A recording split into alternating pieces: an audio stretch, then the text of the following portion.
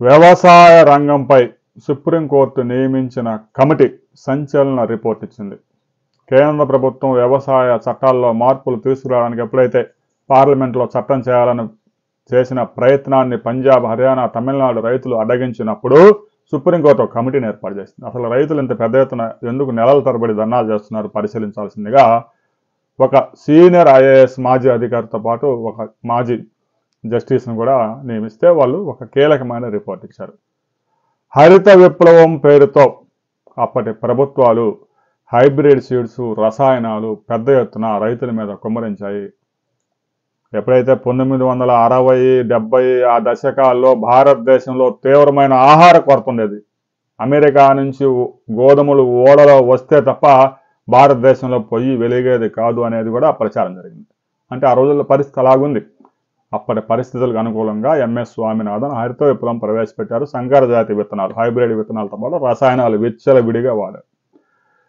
1970 నుంచి 1990 దాకా ఆహార పంటలు పెద్ద ఎత్తున పండించారు, స్వయం సమృద్ధి సాధించారు, ఎక్స్పోర్ట్ చేసే స్థాయి కూడా భారతదేశం ఎదిగింది. భారతదేశంలో 320 మిలియన్ టన్నుల ఆహార ధాన్యాలు పండిస్తున్నారు.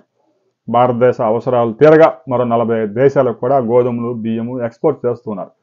1990 తర్వాత 1990 నాటికే రైతులు పెద్ద ఎత్తున 20 సంవత్సరాల పాటు ఎరువులు, రసాయన ఎరువులు, పురుగు మందులు విపరీతంగా వాడి ఉన్నారు. ఆ 90 తర్వాత దిగుబడుల్లో పెద్దగా మార్పు లేదు, కానీ పెట్టుబడులు మాత్రం 400% పెరిగాయని సుప్రీంకోర్టు నియమించిన కమిటీ స్పష్టంగా చెప్పింది.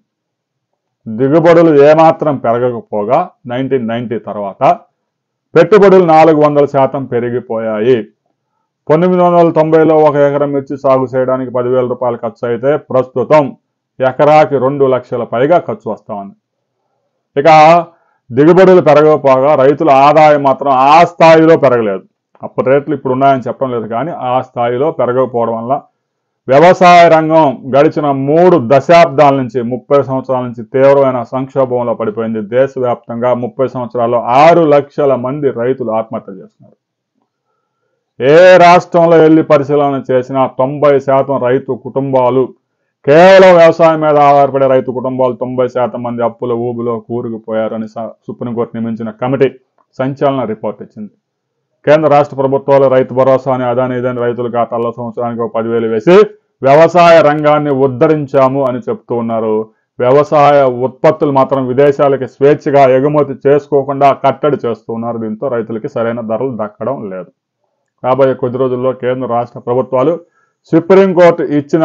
సుప్రీంకోర్టు నియమించిన కమిటీ ఇచ్చిన రిపోర్ట్ మీద స్పందిస్తాయా లేదా అనే విషయాన్ని చర్చించుకుందాం. వ్యవసాయ రంగం బాగుపడాలంటే ఏం చేయాలి కేంద్ర రాష్ట్ర ప్రభుత్వాలు అనే దాని మీద మీ అభిప్రాయాలు తప్పనిసరిగా కామెంట్ చేయండి. లైక్ చేయండి, షేర్ చేయండి, సబ్స్క్రైబ్ చేసుకోండి.